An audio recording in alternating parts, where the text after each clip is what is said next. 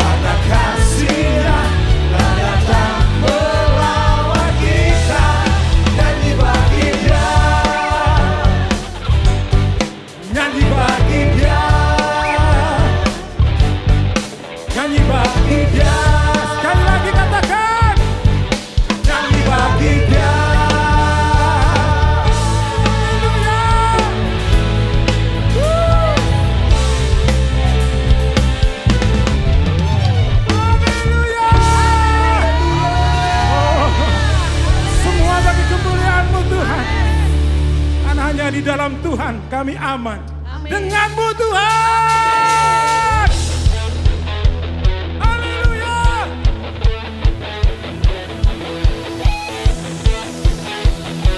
Woo.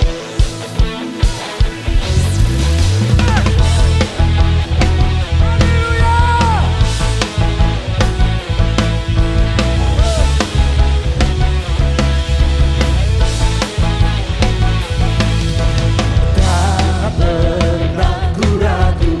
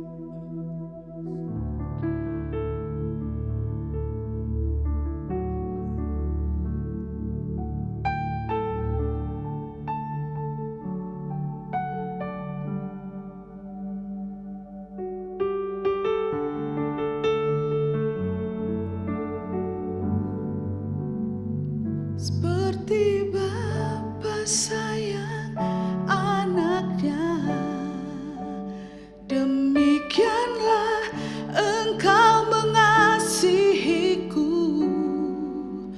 Kau jadikan biji matamu, Kau berikan semua yang ada padamu. Seperti Bapa sayang anaknya, demikianlah Kau menuntun langkahku. Hari depan indah Kau beri, rancanganmu yang terbaik bagiku.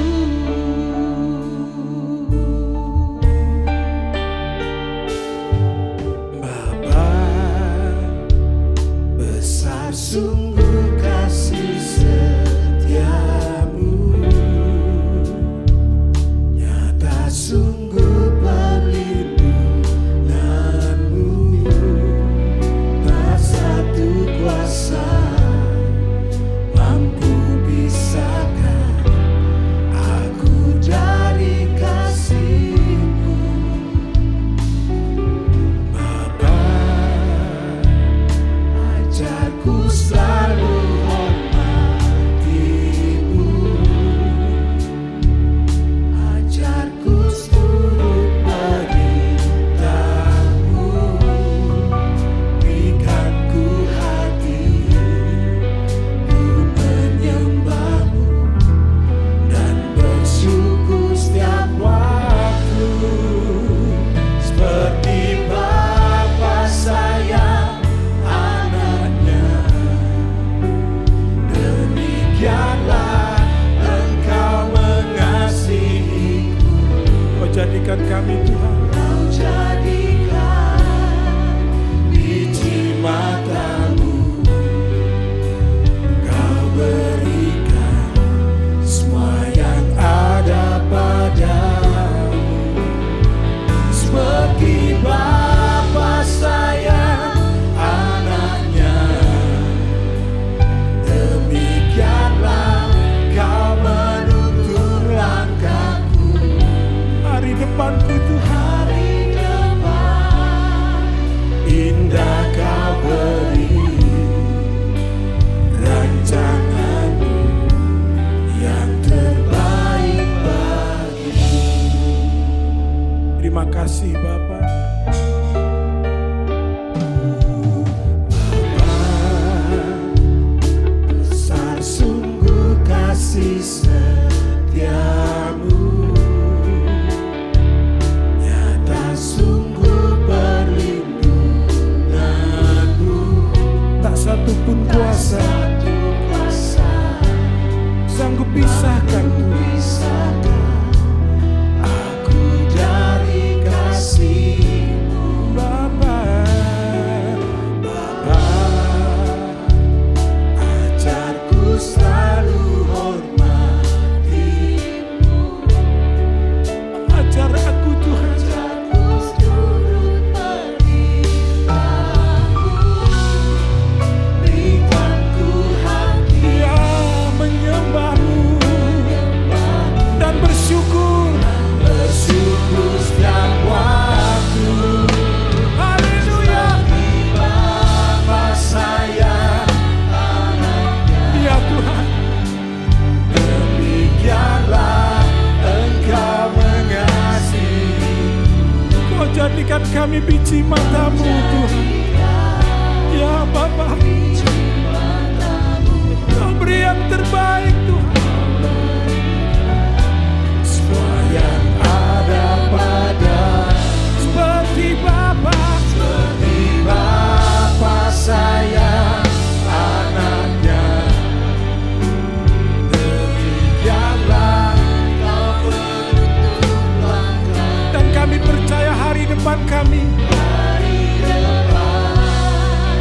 hingga Kau beri rancangan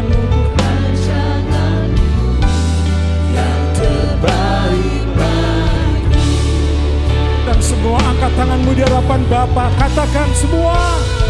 Seperti Bapa sayang anaknya,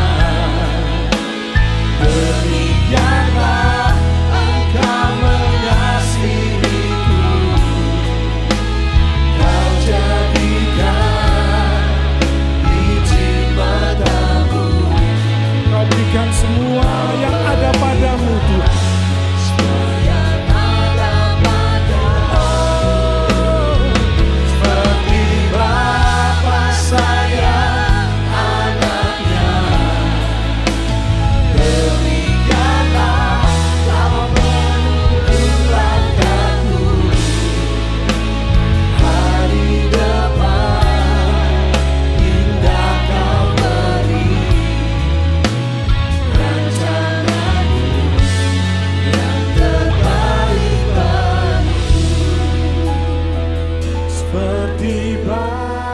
sayang anaknya,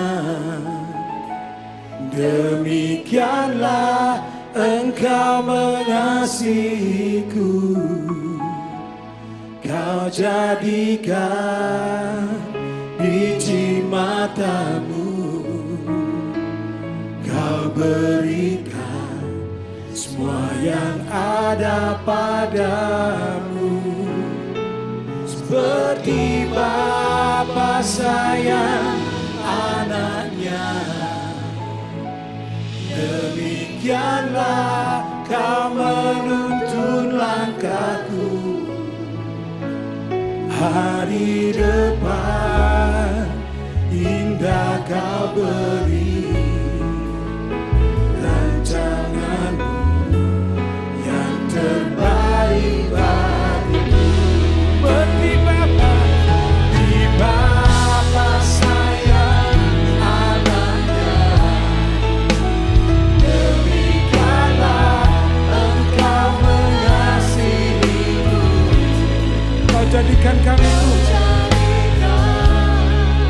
biji matamu, Kau berikan semua yang ada padamu Tuhan.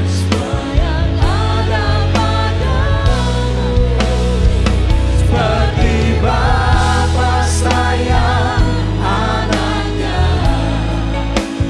demikianlah Kau menuntun langkahku. Hari depan indah Kau beri, rancanganmu yang terbaik bagiku.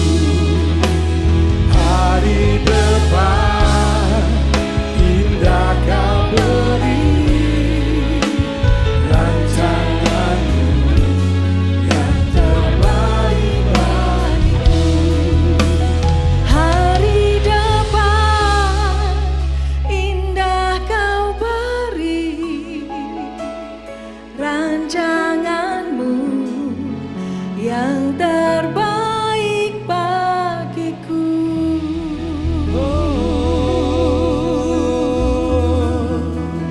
Haleluya, haleluya. Karena Engkau memberikan kami kepastian hari depan kami baik. Amin. Walaupun dunia makin memburuk, Ya Tuhan. namun janji-Mu berkata, Engkau akan menyertai Yes. kami. Dan hari depan kami pasti baik, Tuhan. Terima kasih buat anugerah-Mu, perlindungan-Mu khususnya, dan istimewa pemeliharaan jiwa kami sampai akhir. Bertatap muka dengan Engkau ya Yesus. Hati kami merindu bertemu dengan Engkau dengan tidak bercacat dan bercelah. Tuhan, jagai terus anak-anak-Mu semuanya dengan Roh-Mu yang kudus, dengan firman-Mu yang suci. Terima kasih, berfirmanlah dan kami siap mendengar. Dalam nama Tuhan Yesus. Haleluya. Setiap kita yang percaya berkata bersama, amin. Shalom teman-teman sekalian, shalom. Kita berjumpa kembali dalam PA, ya. apa yang terjadi setelah rapture. Kita sudah bicara bahwa setelah rapture 2 kali, yaitu pertama akan terjadi kepanikan global. Jadi seluruh bumi ini nanti akan panik. Panik karena akan terjadi kekacauan, ya. Karena orang-orang percaya yang saleh itu dicabut dari bumi. Lenyap, ya. Dan 2 minggu lalu kita mendengar setelah rapture maka muncullah pelacur besar yang disebut Babel, ya. Seperti gambar ini. Pelacur besar yang memegang cawan dan dia duduk di atas seekor binatang. Ini gambaran wanita, ini gambaran dari sistem agama yang sekarang sudah merambah ke seluruh bumi dan orang sudah mulai di brainwashing, berubah cara berpikirnya bahwa kita perlu mengadakan perubahan tata karma, perubahan aturan yang dulu itu dikatakan tabu, sekarang ini harus diperbaiki karena kita berubah katanya. Saudaraku, jadi teori evolusi itu bukan hanya mempengaruhi saudaraku secara real, tapi juga rohani, ya. Dan hari ini kita bicara tentang kegelapan akan meliputi bumi ini. Oleh karena gelap, rohani yang gelap, orang mata gelap, pandangannya gelap, maka terjadi kehancuran moral. Dan kehancuran moral ini bukan hanya setempat di negara tertentu, tetapi di mana-mana akan terjadi kehancuran moral, ya, di seluruh bumi kata Tuhan. Dan itu nanti dapat saudara baca dengan jelas dalam Mika pasal 7 ayat 1 sampai 6, ya. Ada teriakan, seruan, dan seruan itu diserukan oleh bangsa Israel yang nanti akan mengalami itu. Oleh karena mereka tidak masuk dalam janji, ya, yang baik, tapi harus mengalami lebih dulu zaman yang gelap ini. Sebelum Exodus, maka yaitu tulah ke-9, dikatakan oleh Tuhan kegelapan meliputi seluruh tanah Mesir. Dan itu akan terjadi juga terulang. Jadi kitab Kejadian itu merupakan satu profil yang akan datang itu bagaimana. Ya. Jadi apa yang dituliskan dulu secara sejarah itu nanti akan datang lagi secara real nanti pada akhir zaman. Saudara, apakah sifat Allah yang utama? Saya kata utama, ya. Yang utama Allah itu kudus. Saudaraku, karena itu dia menuntut orang-orang yang telah ditebus. Dan kita ditebus bukan dengan harga yang murah. Sampai Allah perlu menjelma menjadi manusia. Ini sesuatu doktrin yang banyak orang tidak bisa mempercayai. Bahkan kelompok Kristen pun ada yang mengajar Yesus itu bukan Allah. Yesus itu ciptaan Allah. Dia contoh yang baik, tapi bukan Allah. Justru disinilah sentral spirit yang benar dari orang percaya. Kata Tuhan, ada spirit of error, spirit penyesatan, dan spirit kebenaran, spirit of truth. Spirit kebenaran ini memberitahu kepada kita, kalau orang sudah mempercayai Allah itu netes, menjelma, berinkarnasi menjadi manusia, dia sudah mempunyai roh yang benar. Ya. Dan kenapa Allah perlu menjelma jadi manusia? Karena dia mau menebus. Karena orang yang ditebus itu nggak bisa bayar hutang. Dosa itu digambarkan sebagai hutang. Dan orang yang bisa membayar dosa adalah orang yang tidak berdosa. Padahal seluruh keturunan Adam adalah orang berdosa. Termasuk Maria. Ya, memang ada yang mempercayai bahwa Maria satu-satunya wanita yang innocent, yang tanpa dosa. Tapi Alkitab tidak mengatakan itu, bahwa semua itu keturunan daripada Adam. Dan Adam sudah jatuh dalam dosa. Ya, karena itu tidak ada yang bisa menebus.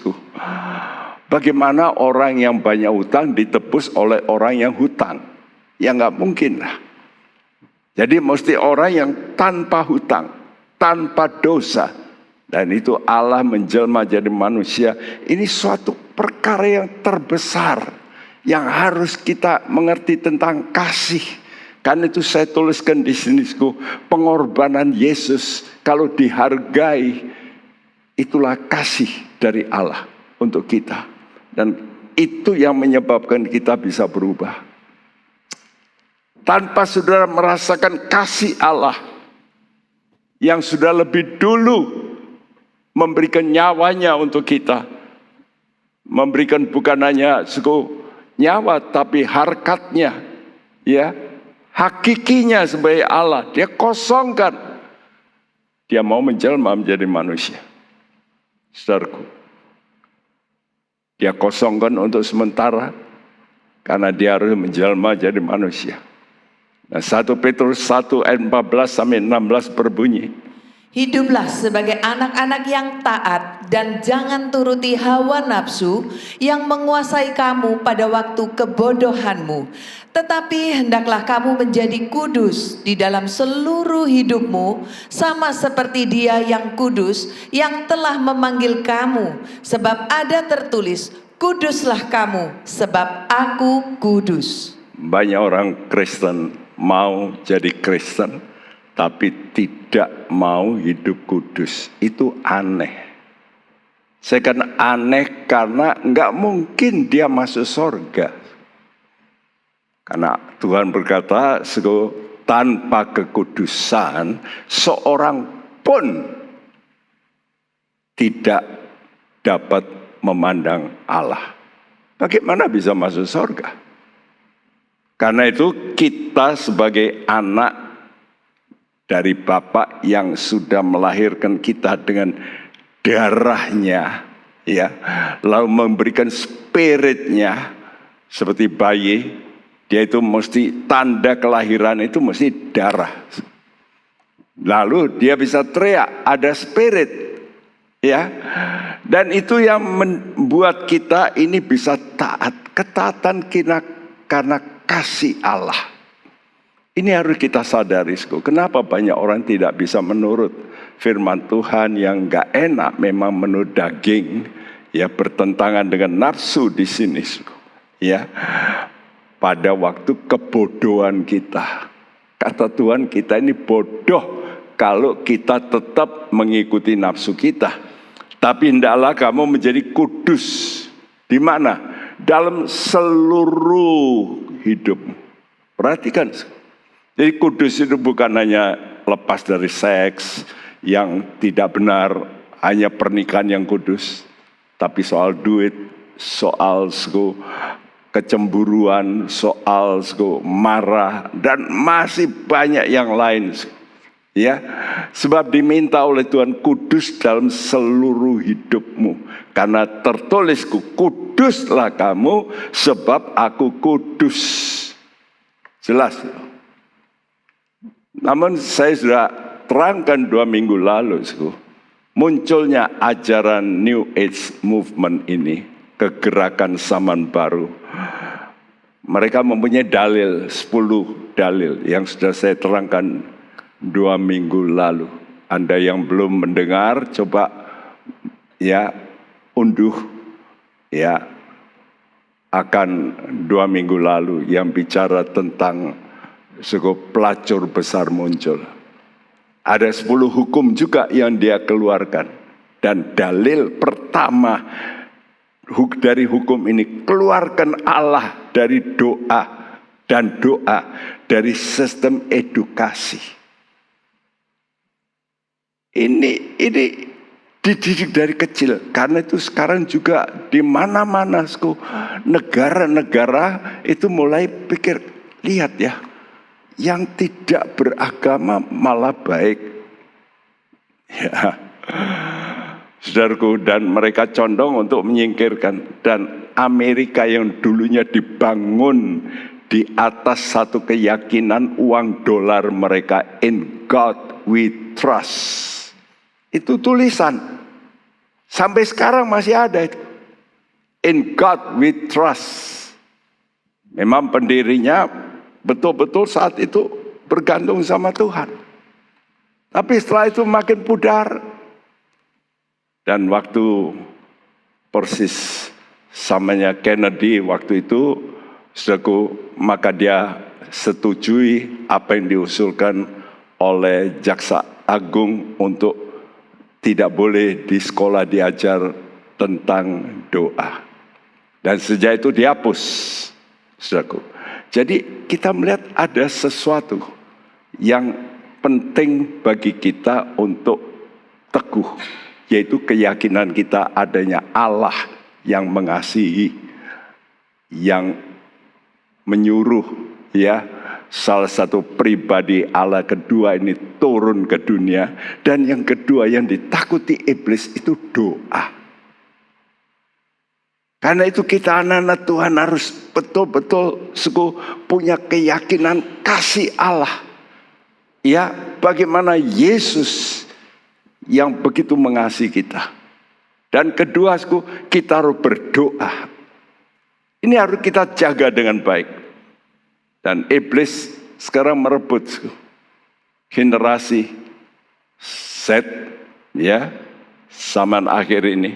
Untuk apa direbut? Untuk mempersiapkan melawan hukum Tuhan. Karena itu gereja-gereja sekarang sudah kebanyakan itu menghitung jumlah dari jemaatnya, bangga dari jumlahnya. Kalau target jumlah itu bukan ukuran Tuhan. Ukuran Tuhan adalah orang yang sembahyang. Nanti baca dalam Wahyu 11. Nanti dengan tongkat pengukur emas dia ukur orang yang sembahyang. Karena itu saya harap saudara-saudara semua pendengar, tiap kali saudara belajar untuk sembahyang. Bukan hanya minta-minta berdoa, tapi sembah pribadi yang mulia itu. Ya. Nah, Kejadian 1 ayat 1 itu Alkitab, kata-kata pertama yang ditolak oleh orang-orang pandai. Ya, pada mulanya Allah menciptakan langit dan bumi itu tidak mau dipercayai. Karena itu muncullah teori-teori macam-macam, Big Bang dan sebagainya, teori Kepler, teori macam-macam. Mereka menolak firman Tuhan. Kalau mereka menolak pernyataan ini berarti menentang Sang Pencipta, adanya Sang Pencipta. Sebab kalau mereka percaya ada Sang Pencipta, maka mereka ini adalah ciptaan yang harus mematuhi kriteria dari Sang Pencipta. Ya. Dan ini disebabkan oleh karena gara-gara dulu Hawa tertipu oleh iblis yang berkata kalau kamu makan buah ini kamu akan jadi seperti Allah. Dia kepingin, ya. Nah, karena pada akhir ini manusia mendepak firman, dan firman itu adalah terang, ya. Mazmur 119 ayat 105 berkata apa? Firman-Mu adalah pelita, terang. Ya. Dan firman itu kehidupan. Karena Yesus itu kehidupan, jalan kehidupan. Ya, dan ini dikeluarkan dari pendidikan. Apa akibatnya? dunia berada dalam kekelaman rohani. Dan itulah agenda utama dari iblisku. Supaya jangan bicara tentang Allah dan doa. Karena itu paling ditakuti. Ya. Nah, karena itu dia sudah melesatkan dalam beberapa tahun-tahun mulai abad 18, mulai disebut Renaissance, itu mulai orang lalu memunculkan yang namanya ide demokrasi. Saya lihat gambar ini, tanda panah 3. Dan saya lihat kalau sekarang saudara punya internet, punya website, selalu dengan apa? Awalnya www. Kok 3 ya? Kenapa ya?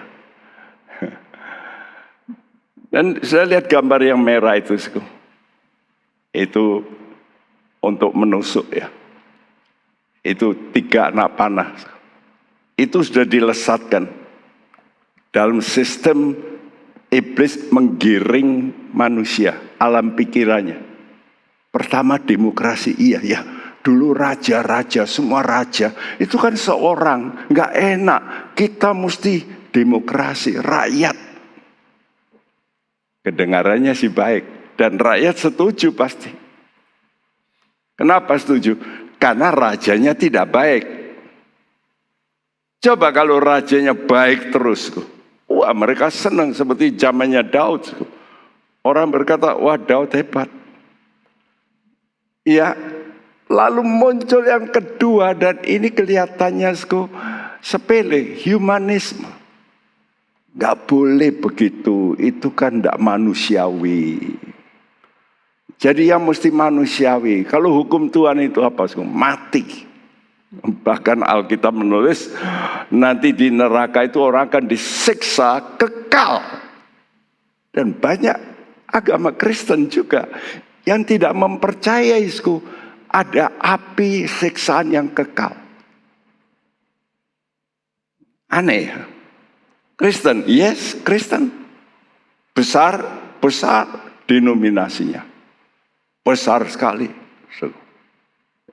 Bahkan punya gedung terbesar kalau gereja terbesar. Kur terbesar. Ya. Dan pimpinan terbesar. Ya. Ini humanisme. Masa Allah kejam begitu? Enggak lah. Masa dihukum kekal? Tidak mungkin. Allah itu kasih. Nah itu namanya Kristen progresif. Betul nggak?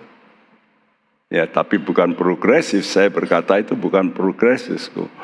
Ya justru hancur ke belakang. Dan ujung tombak panah ketiga yang dilepaskan iblis terakhir adalah hak asasi manusia. Saudara pernah mendengar seorang hitam ya Amerika yang namanya Oprah Winfrey. Dia gembor-gembor I am God, we are gods. Kami semua ini Allah. Ya, saudaraku, saudara tahu ini 3 panah atau alat ini dipegang oleh siapa ini? Kalau gambar-gambar, iblis, betul. Saya lihat gambar-gambar di mana-mana. Iblis mesti pegang itu, tombak dengan 3 ya alat tajam itu, saudara. Nah, panah itu sudah dilesatkan, sudah ditembakkan, ya. Jadi 3 ini. Karena itu nanti antikris waktu muncul dalam meterai yang pertama dibuka, dia berkata, kalau sudah ini bisa berlaku, dia berkata, yuk kita ini sekarang membuat supaya dunia ini damai. Karena itu kalau kita baca Wahyu 6 ayat 2, coba bacakan. Dan aku melihat sesungguhnya ada seekor kuda putih dan orang yang menungganginya memegang sebuah busur dan kepadanya dikaruniakan sebuah mahkota. Lalu ia maju sebagai pemenang untuk merebut kemenangan. Iya, sebuah busur. Kalau terjemahan bahasa Indonesia, sebuah panah. Bukan, a bow, busur. Jadi kalau pegang busur saja, berarti panahnya sudah dilesatkan. Ini baru saya dapat insight ini, iluminasi ini. Oh, iya ya. Jadi nanti antikris itu gampang karena sudah dipengaruhi dunia ini dengan 3 teori ini. Ya. Falsafah ini, demokrasi, humanisme, hak asasi manusia.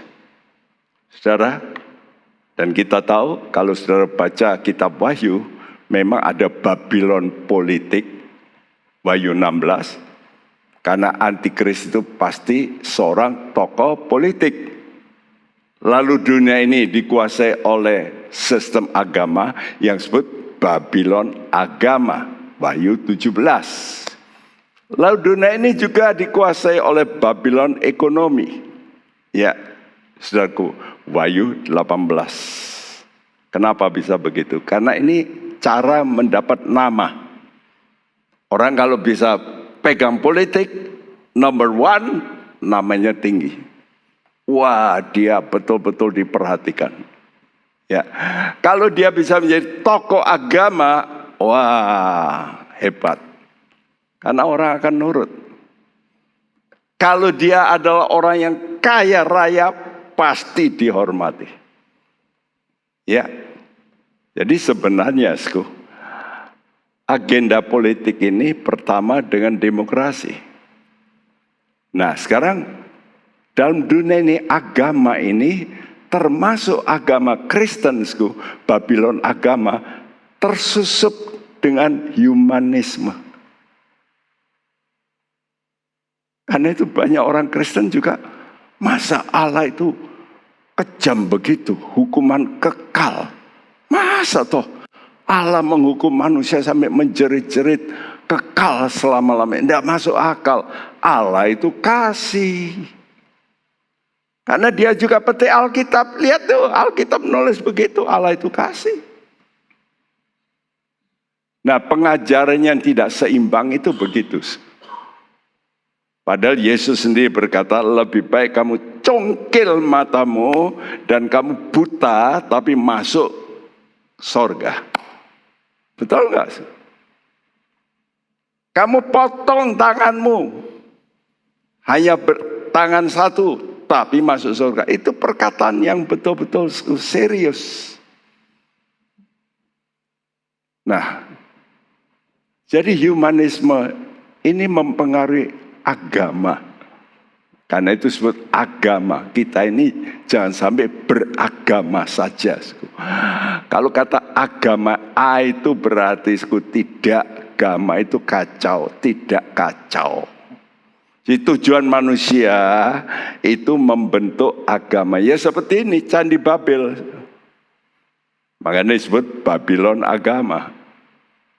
Lalu ekonomi ini juga Babylon. Dan ekonomi, orang cari apa? Paling kaya. Nah, bagaimana bisa paling kaya? Kalau dia punya ambisi kepentingan pribadi. Ya, saudaraku, kepentingan pribadi itulah haknya dia, hak asasi. Jadi heran, iblis lalu memberkati orang-orang yang punya pikiran seperti itu, lalu diberkati sehingga orang lain bisa terkecoh. Wah iya, wah orang yang mengikuti sistem itu kok bisa kaya. Saudara pernah baca buku The Secret? Itu salah satu. Mereka tidak mau mengakui adanya Allah, tapi Allah semesta, gitu aja. Saudaraku, Tuhan sudah menubuatkan munculnya Babylon agama. Yang sekarang ini memang sudah banyak berkembang. Yang akan membenci orang-orang Kristen yang tidak manusiawi ajarannya. Masa Allah kejam begitu? Enggak mungkin, ya. Kenapa? Karena larangan-larangan Tuhan itu kok tidak sesuai dengan perkembangan zaman now. Zaman now ini kan humanisme, kasih, ya. Allah itu kasih, tapi jangan lupa sisi yang lain, Allah itu adil. Matius 24 ayat 9-10.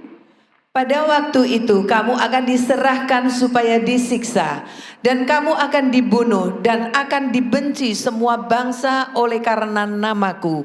Dan banyak orang akan murtad dan mereka akan saling menyerahkan dan saling membenci. Ya, Tuhan sudah memberi warning pada kita, kalau kita tertinggal dari namanya rapture, pengangkatan pertama, itu nanti akan terjadi penyiksaan terhadap orang percaya. Ini jelas, ini omongan Tuhan Yesus.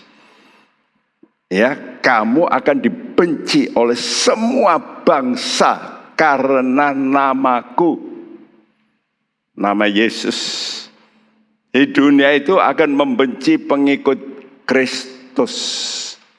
Ya, seperti dikatakan Yohanes 7 ayat 7, dunia tidak dapat membenci kamu, tapi ia membenci aku. Kenapa, Sku? Karena aku bersaksi tentang dia, pekerjaannya jahat. Dan kejahatan yang paling jahat itu apa, Sku? Tidak mau menerima akan Yesus, menolak. Itu kejahatan utama, Sku. Tidak percaya itu jahat sekali. Karena Allah sudah mengasihi, tapi tidak mau dipercaya bahwa Allah itu kasih. Karena itu kita orang percaya ini bersyukur. Nanti kita bisa menerima kasih Allah. Ya.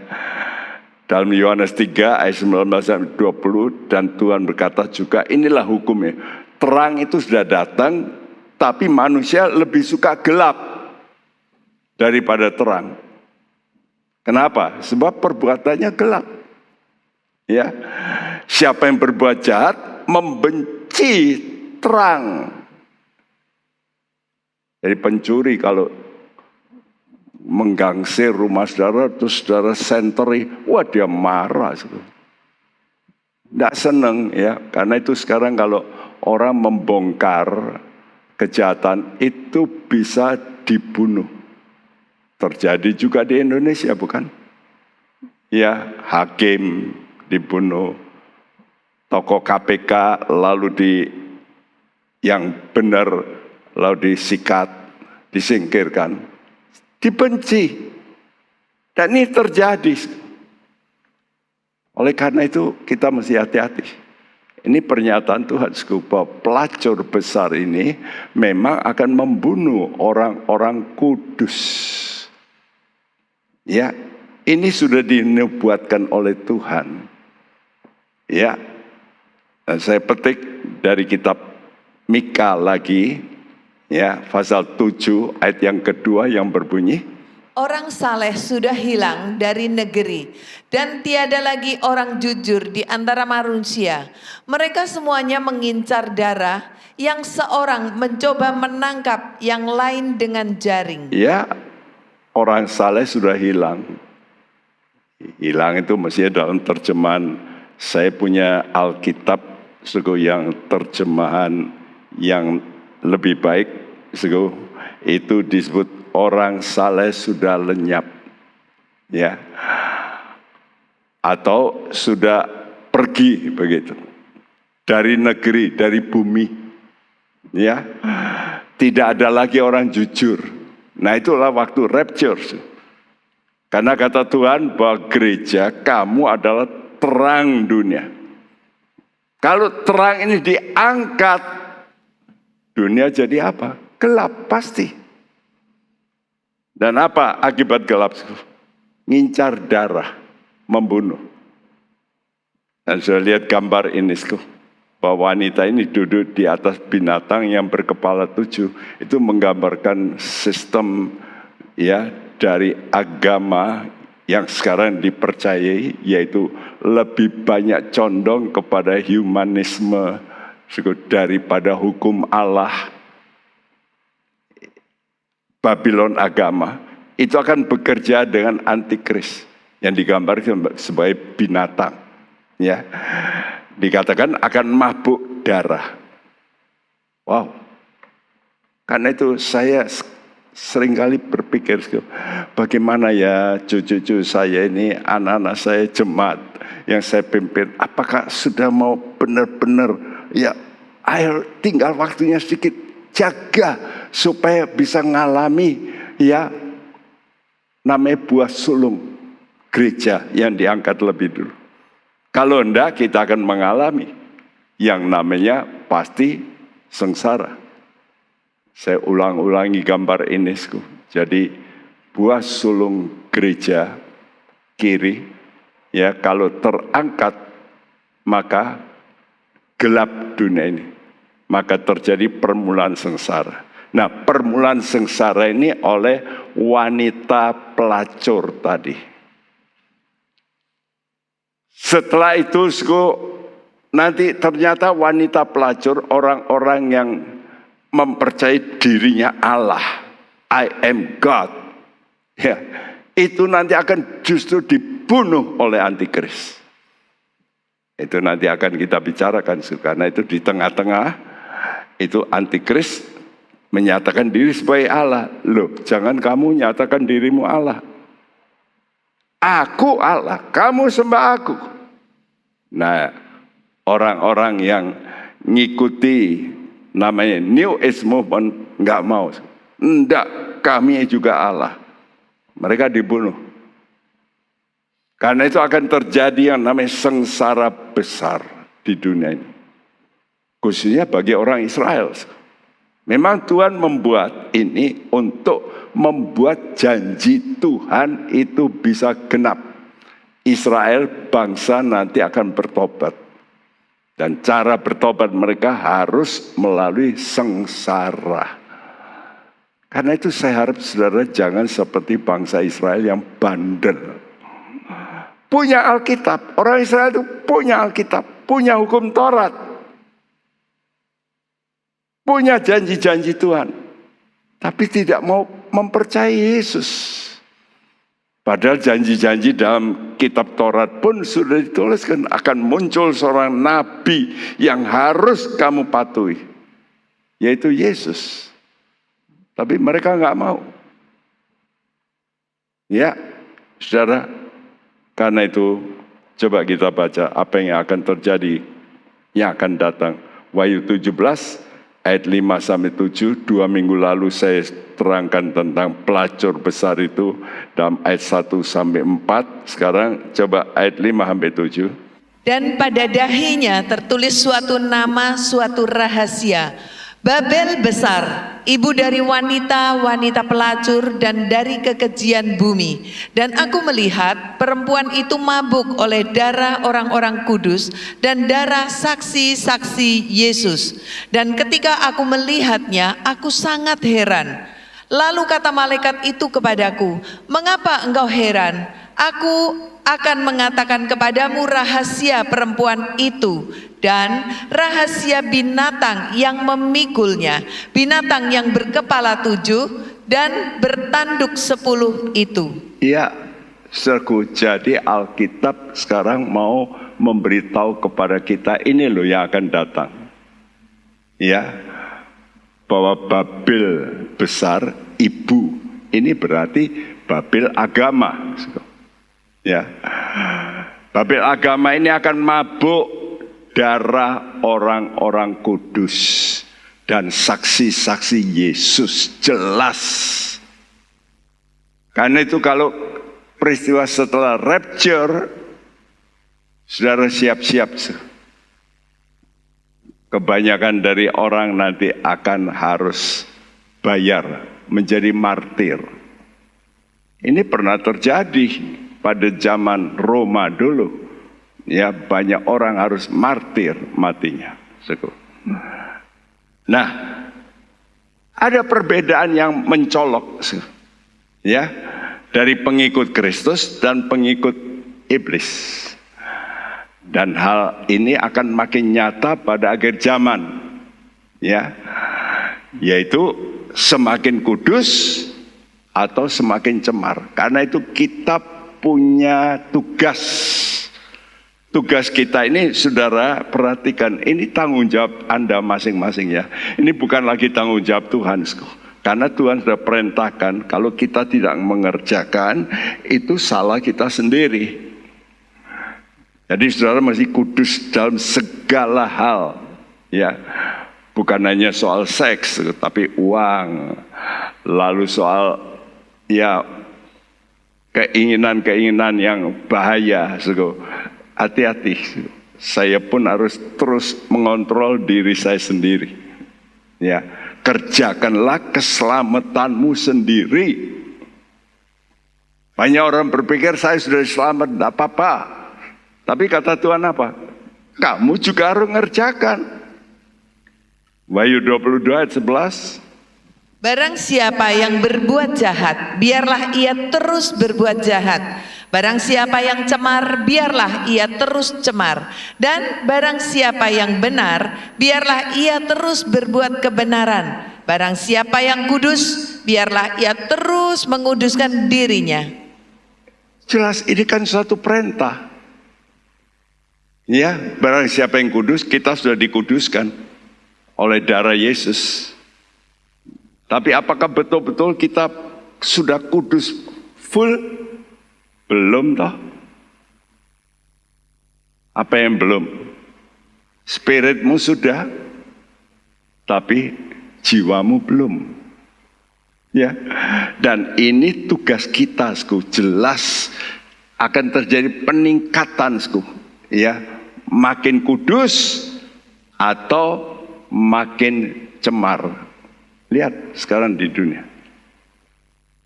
Mana dulu ada anak-anak SD hubungan seks di kelas. Bahkan beberapa janjian bolos, lalu ada rumah kosong. Mereka tahu rumah itu sedang dibangun kosong. Mereka ke situ. Ini sudah ditangkap polisi. Dan mereka berbuat mesum di rumah itu bersama-sama. Jadi ada pasangan-pasangan, yuk ke sana. SD. Bayangin, dulu saya kira nggak ada, anak-anak takut sama orang tua. Ya. Dan ini harus dikerjakan oleh kita masing-masing, oleh jemaat dalam kita mengikut Yesus. Karena pengudusan roh itu sudah dikerjakan. Kapan? Waktu kita percaya Yesus yang memberikan darahnya menyucikan. Darahnya itu menyucikan spirit kita. Bersih. Waktu kita percaya Injil, nanti saudara baca 2 Tesalonika 2 ayat 13-14. Karena itu kalau mendengar firman Tuhan, catatlah, nanti baca lagi, diulangi di rumah. Sampai saudara itu bisa, kalau ditanya bagaimana kita bisa dikuduskan oleh roh, saudara ingat 2 Tesalonika 2 ayat 13-14. Dan banyak orang tidak mau ingat ini. Ingatnya apa? Balas itu, wah itu diingat. Dia belum bayar, wah itu diingat. Tapi soal kudus seringkali dilupakan. Dan lebih lanjut, bukan hanya roh kita yang dikerjakan kudus oleh Tuhan Yesus, sekarang kita punya tugas. 1 Petrus 1 ayat 22. Karena kamu telah menyucikan jiwamu oleh ketaatan kepada kebenaran, sehingga kamu dapat mengamalkan kasih persaudaraan yang tulus ikhlas. Hendaklah kamu bersungguh-sungguh saling mengasihi dengan segenap hatimu. Tugas siapa ini? Karena kamu telah menyucikan jiwamu. Sayang bahasa Indonesia terjemahnya diganti dengan dirimu. Seolah-olah sudah disucikan karena percaya Yesus. Tapi oleh ketaatan. Jadi kita ini mesti taat segala perintah Allah. Dan ini tidak mudah. Contoh yang gampang saja di gereja. Orang kalau salah kita ngampuni itu sulit. Apalagi orang itu salahnya besar. Utangnya besar. Waduh, gak bisa saya ngampuni. Ya, saudaraku. Jadi seringkali ini yang terjadi. Jadi kalau orang ada sakit hati, wah, sulit mengampuni. Ya, tapi Tuhan minta kamu harus taat pada kebenaran sehingga ini buktinya. Kalau kamu taat betul sehingga kamu dapat mengamalkan kasih persaudaraan yang tulus ikhlas. Bisa enggak kita itu menerima orang yang kita ampuni seperti apa adanya, seperti tidak pernah berbuat salah. Ya, jadi kita bisa melupakan, membuang kesalahannya. Kita mesti belajar ini. Ini memang sulit, bukan? Tapi inilah dikatakan oleh Tuhan, hendaklah kamu bersungguh-sungguh saling mengasihi dengan segenap hatimu. Ini perintah. Ya. Jadi bukan sekedar himbauan, tapi ini tuntutan. Kenapa? Karena iman ini harus terus bertumbuh untuk mencapai agape, kasih.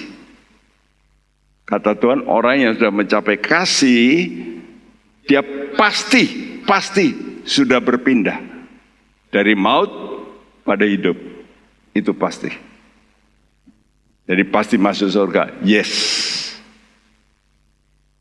Tapi kriterianya kasih, bukan iman. Kasihnya mesti bertumbuh. Karena itulah disebut Kristen kita harus progresif. Tapi Kristen progresif yang sekarang dicanangkan oleh orang-orang tertentu itu keliru besar. Mereka berkata progresif itu mengubah hukum Tuhan sesuai dengan zaman. Itu baru Kristen progresif. Salah. Kita harus mengubah diri kita. Bukan mengubah ya firman Tuhan sesuai zaman, tapi mengubah diri kita yang masih belum bisa mengasihi dengan tulus, dengan benar. Ini kita mesti belajar. Saya pun belajar. Saya lupakan semua orang yang menyakiti saya, bergaul, menerima apa adanya, bahkan mendukung kadang-kadang. Ya, nah itu hanya bisa kalau saudara jadi seperti Yesus. Nah, Yesus itu menyebut dirinya anak domba Allah. Gembala kita, walaupun gembala, tapi dia anak domba. Nah, kita harus menjadi juga domba dong.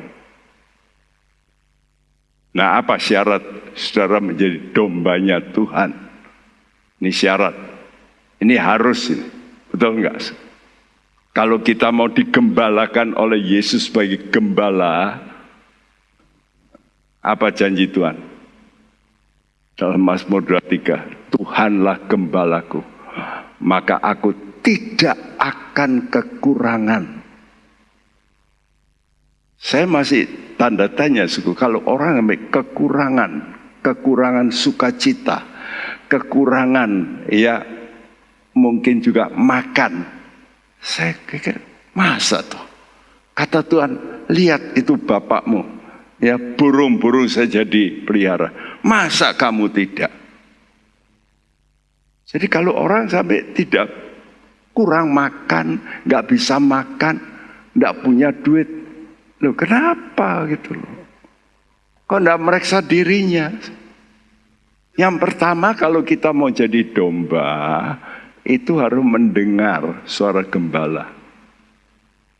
Saya dulu enggak ngerti bahwa domba itu juga bisa diberi nama ya.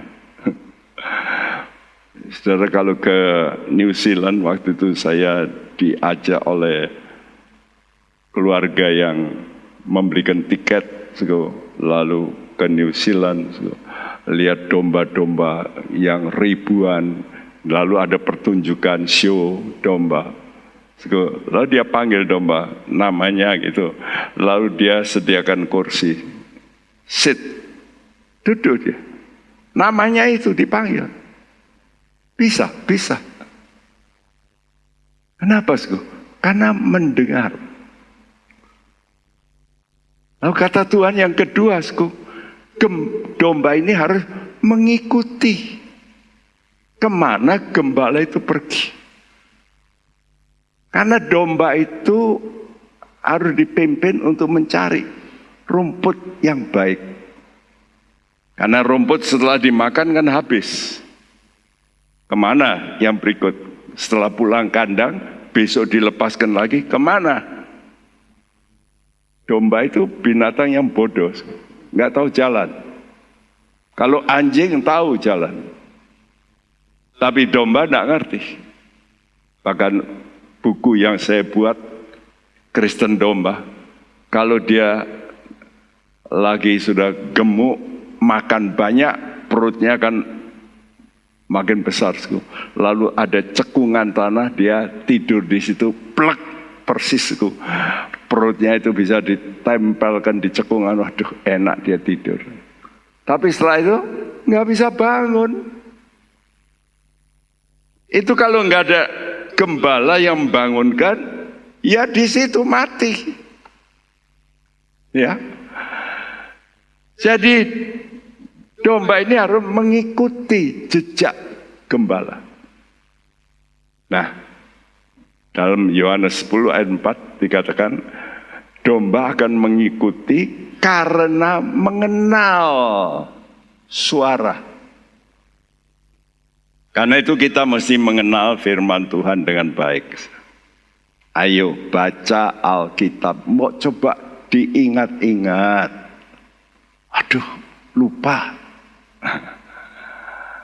Kalau kesalahan orang kok tidak bisa lupa. Kalau utangnya orang kok nggak bisa lupa. Aneh bukan? Kenapa? Karena ya tidak mau ingat-ingat. Kalau diulangi terus firman Tuhan, sudah karena ingat, oh ayat ini. Pasti bisa. Itu akan menolong. Waktu saudara mau berbuat dosa, ada firman Tuhan akan memberi peringatan padamu. Dengar, kenali suara Tuhan. Lalu yang ketiga, yang terpenting, tujuan dari gembala itu membuat domba menjadi satu. Ya, ini penting. Karena doa Tuhan Yesus sebelum berpisah dari murid-muridnya berkali-kali, aku berdoa supaya mereka menjadi satu. Itu namanya kasih. Kenapa menjadi satu? Karena Yesus mau jadi kepala. Karena itu apa yang menghambat persatuan? Ya kepala kita. Karena kita tidak mau pakai kepalanya Yesus. Kita mau pakai kepala kita, pikiran kita. Dia kan begini, dia kan begitu. Dia karena dulu bohongi saya tidak mau kumpul lagi. Dia dulu mencela saya moh. Nah, kalau saudara pakai begitu, berarti saudara tidak menanjak dalam kasih. Ya, Filipi 2 ayat 5 mengatakan, hendaklah kamu dalam hidupmu bersama memakai pikiran Kristus. Pikiran Kristus yang harus kita pakai. yaitu mengasihi. 1 Yohanes 3 ayat 14, kalau kita mengasihi maka kita sudah pindah dari maut kepada hidup. Karena itu pikiran orang percaya yang belum ditransformasi pasti menolak. Menolak apa? Penderitaan. Oh, dia utang gak bayar kok saya mesti ngampuni. Gak bisa. Nah, dia tidak rela dirugikan. Coba nanti saudara baca Ibrani 10. Mengapa kamu tidak rela dirugikan? Yesus saja rugi kalau dia jadi manusia. Rugi. Bahkan dibunuh. Lalu Tuhan tanya, kenapa kamu tidak rela dirugikan? Yuk, saudara-saudara yang menjadi orang yang pernah ngutangi orang itu nggak bayar, saudara ingat terus. Saya berkata, coba hapus. Coba ampuni, hidupmu nanti baik. Engkau pasti akan diberkati Tuhan. Urusan orang itu biar serahkan sama Tuhan. Jangan saudara pikirin gitu. Lukas 9 ayat 23 berkata, setiap orang yang mau mengikut aku, ia harus menyangkal dirinya, memikul salibnya setiap hari, dan mengikut aku. Setiap orang. Apakah saudara orang? Kalau orang bisa mendengar, bisa menurut, bisa menyangkali dirinya. Nah itu, saudara bisa berkata pada jiwamu yang berontak, pikiranmu, perasaanmu, kehendakmu yang berkata, nggak bisa. Nggak boleh. Kita kadang-kadang mesti bisa ngatur jiwa kita ini. Tunduk sama perkataan Tuhan. Nanti Tuhan yang urusan. Orang itu berbuat jahat, Tuhan yang urusan. Bukan saya. Ya, saudaraku. Jadi itu namanya menyangkal diri. Saudara mesti berkata no kepada pikiranmu sendiri, kepada perasaanmu sendiri, kepada kehendakmu sendiri. Ya. Kadang-kadang orang kalau sudah bentrokan, salaman saja nggak mau. Ya, seringkali orang Jawa bilang melengos. Kalau ketemu gitu pura-pura nggak tahu. Nah itu pasti sudah nggak beres. Ya, belum selesai. Saudaraku, dan memikul salibnya setiap hari bahkan, dan mengikut aku. Salib dari perbuatan orang lain yang salah, ya kita mesti pikul. Nah cara iblis dan pengikutnya menjadikan orang percaya itu najis. Kenapa? Karena menolak anugerah penderitaan. Apakah kita ini harus menderita? Yes, kata Tuhan. Tapi menderita untuk yang benar. Karena Filipi 1 ayat 29 dikatakan kepada kamu telah dianugerahkan bukan hanya untuk percaya tetapi juga untuk menderita karena Dia. Ingat ya, menderita karena Dia, karena kebenaran, karena Yesus. Ya. Nah kalau saudara bisa begitu, itu namanya taat.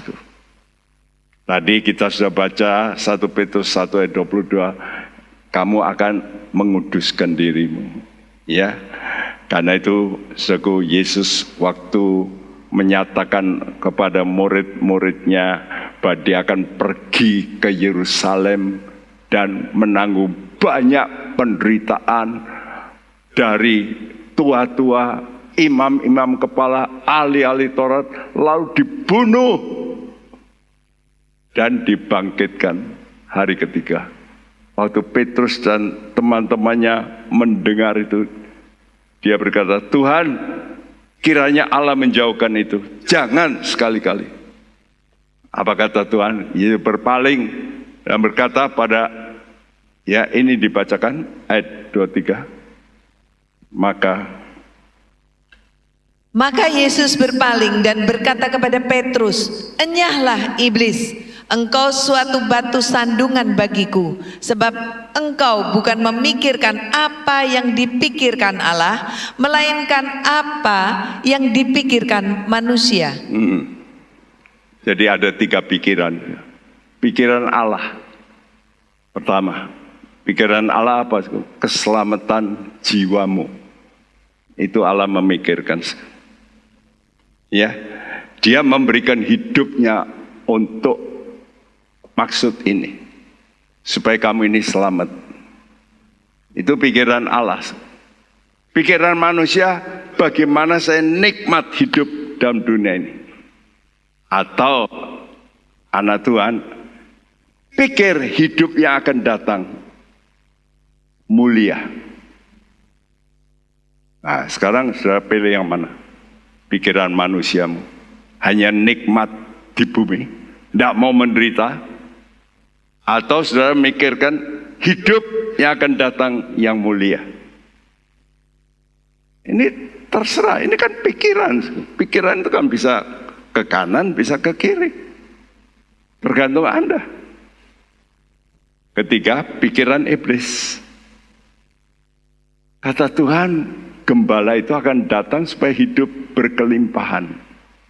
Jadi nomor 1, pikiran Allah itu supaya saudara hidupmu itu berkelimpahan, tidak akan kekurangan dalam segala aspek. Ini tawaran Tuhan. Tapi kata Tuhan, pencuri datang untuk, iblis itu pencuri, dia merampas sukacitamu, merampas damaimu, mencuri, membunuh secara fisik. Ini memang dia akan menganiaya. Dia pakai kaki tangannya untuk menganiaya kita, orang-orang percaya. Dan kalau saudara murtad, dia membinasakan neraka. Iblis tidak senang sendirian masuk neraka. Dia mau ngajak-ngajak kita. Nah, saudara mau diajak enggak? Saya enggak mau. Mari kita mau pakai pikiran Allah dan pikiran manusia yang benar, hidup yang akan datang mulia. Itu harus menjadi konsep kita. Itulah iman yang betul, itu begitu. Mari kita mau datang sama Tuhan. Aku mau hidup seturut kehendak Tuhan.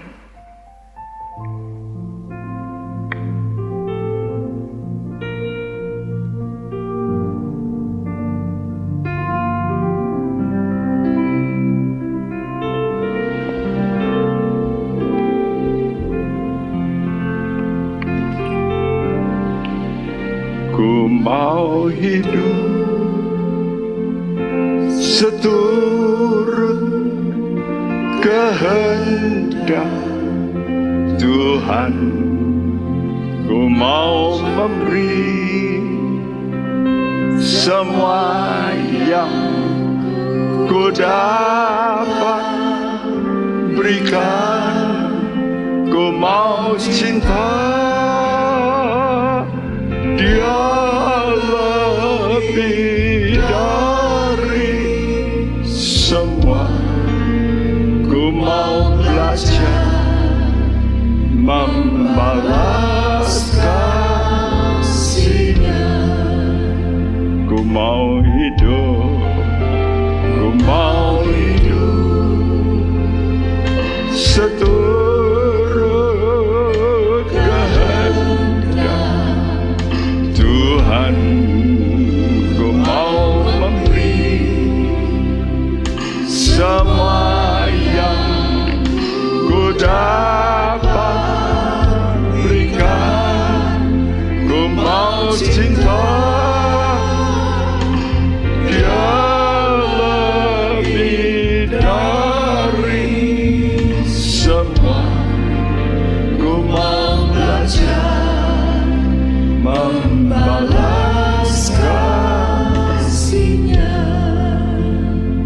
ingat nyanyian, aku mau belajar. Orang kalau belajar itu mesti meningkat. Kalau sudah terus SD kelas 1, wah itu nggak mau belajar. Karena itu kita mau belajar, mengikuti jalan Tuhan. Memang kadang-kadang nggak enak bagi nafsu kita, tapi enak bagi jiwa kita. Jiwamu, kata Tuhan, akan tenang. Pikulah kuk yang kupasang, maka kamu akan sentosa, lega. Jiwamu pasti tenang, tidak kemelut. Ku mau hidup seturut kehendak Tuhan. Ku mau memberi semua yang ku dapat berikan. Ku mau cinta Dia lebih dari semua. Ku mau belajar membalas kasih-Nya. Saudaraku, mari kita mau belajar membalas kasih Tuhan. Seperti domba-domba yang digembalakan oleh gembala. Dia diberi rumput, tapi apa yang dia balas? Susu. Bulunya, dombanya, bulu domba menjadi pakaian wul yang mahal. Kita mesti memberikan hidup kita pada Tuhan. Yuk, mari kita mempunyai hati, Tuhan, aku mau belajar hidup menurut kehendak-Mu. Aku bisa memberikan sesuatu yang bisa menyukakan hati Tuhan. Ini harus menjadi pikiran orang-orang percaya. Mari kita mau berseru dari hati kita, Tuhan, aku mau hidup seturut kehendak-Mu. Aku mau belajar. Ku mau hidup. Ku mau hidup. Mari kita berdiri. Seturut kehendak Tuhan. Ku mau memberi semua yang ku dapat berikan. Ku mau cinta Dia lebih dari semua.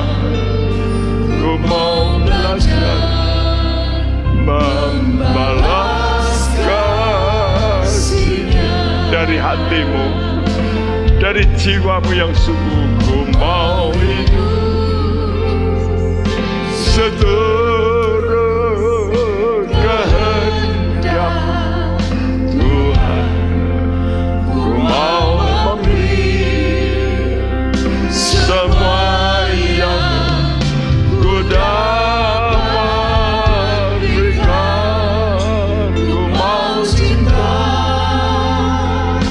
Dia lebih dari semua. Ku mau belajar membalas kasih-Nya. Ku mau belajar. Ku mau belajar membalas kasih-Nya. Ya Tuhan, ku mau belajar membalas kasih-Nya. Sembah Dia.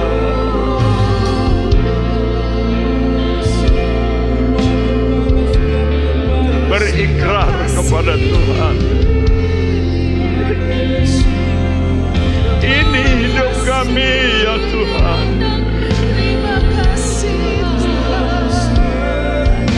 Kami mau belajar menguduskan jiwa kami. Kami Kami mau belajar menundukkan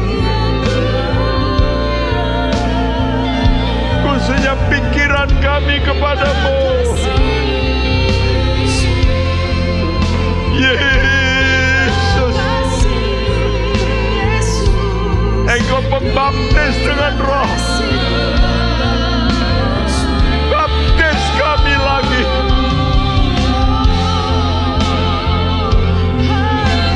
Baptis kami kembali, Tuhan. Oh, yes, Lord. Tolong kami, Roh Kudus. Koryese, Mikorato Yese.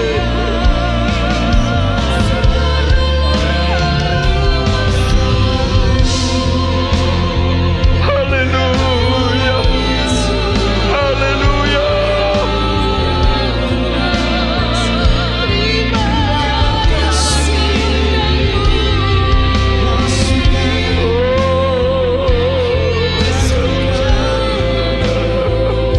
Banyak kelemahan kami, namun Engkau kuat. Tolong Yesus.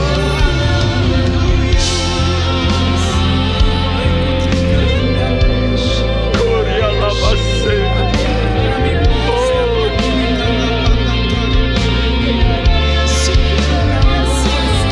Haleluya.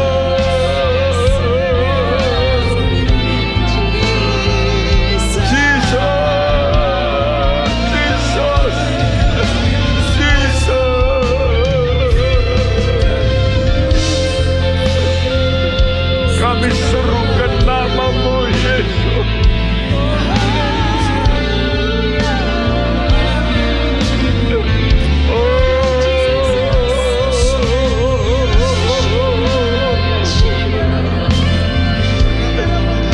Selamatkan pikiran anak-anak-Mu, ya Tuhan.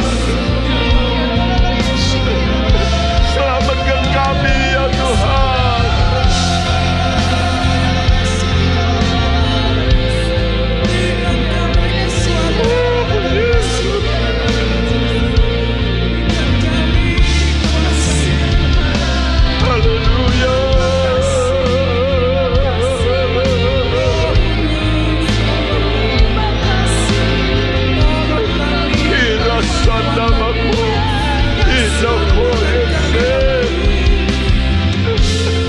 Kami butuh Engkau, Yesus.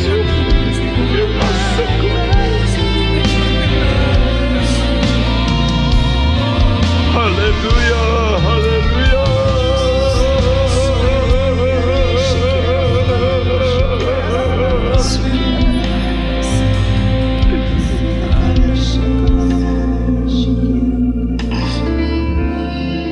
Kami sadar kelemahan kami. Kami sadar kami semua bersifat hamba, baik kepada kebenaran maupun kepada nafsu. Kami bisa menjadi hamba mereka. Tolonglah, ya Roh Kudus. Hanya Engkau penolong kami yang bisa menolak segala yang tidak benar. Biar kami memilih yang benar. Lebih baik kami menderita daripada berbuat dosa. Tolong kepada kami semua. Biar firman-Mu kami camkan. Ada masa kekelaman yang dahsyat yang akan menimpa bumi ini. Tuhan, lindungilah anak-anak-Mu, selamatkan. Supaya mereka tidak perlu mengalami masa yang sulit, yang sukar. Karena mereka untuk sementara mencari kesukaan dunia ini, mencuri yang bukan haknya. Tuhan, ampunilah, tolong supaya kami semua berbalik hati kami. Terima kasih, terima kasih. Engkau memberikan kami kekuatan yang baru melalui firman-Mu. Terima kasih Tuhan. Beri kekuatan juga bagi hamba-Mu. Tolong kepada hamba-Mu. Kami butuh kekuatan dari Tuhan untuk terus memegang kami, memegang hamba-Mu, memegang jemaat-Mu, memegang setiap anak-anak Tuhan yang mendengarkan firman-Mu, supaya mereka semua, kami semua bisa menurut kepada kehendak-Mu Tuhan. Terima kasih, terima kasih. Dan sebelum kami berpisah, Tuhan, kami mau tadakan tangan kami. Saudaraku, terimalah berkat, anugerah, sejahtera daripada Allah Bapa kita dan kita Yesus Kristus dan persekutuan Roh Kudus. Tuhan memberkati engkau dan melindungi engkau, menyinari oleh wajahnya dan memberi engkau kasih karunia, bahkan menghadapkan wajahnya padamu dan memberikan engkau damai sejahtera mulai hari ini sampai Maranatha, Dia datang kembali. Siapa yang percaya berkata bersama, amin. Tuhan memberkati. Isilah hidup kita dengan menyenangkan hati Tuhan. Sungguh anugerah Tuhan kalau kita masih boleh hidup. Menjadi bijaksana adalah awal dari takut akan Tuhan. Gunakan waktu. Mari kita takut akan Tuhan. Bergabunglah dengan Pendeta Timotius Subekti dalam program Suara Alfa Omega. Hanya di Live Channel. Penyaluran kolekte maupun persembahan lainnya dapat dilakukan melalui transfer ke nomor rekening gereja dengan nomor 009 707 2071 atas nama Megawati dan Lee Irwande atau dengan scan QR Code berikut ini. Bagi jemaat Tuhan yang rindu mendapatkan informasi seputar kegiatan gereja, renungan harian, dan lain-lain melalui WhatsApp gereja, Anda dapat mendaftar dengan cara ketik BC spasi on dan mengirimkan ke WA gereja dengan nomor 0815 7802 2000.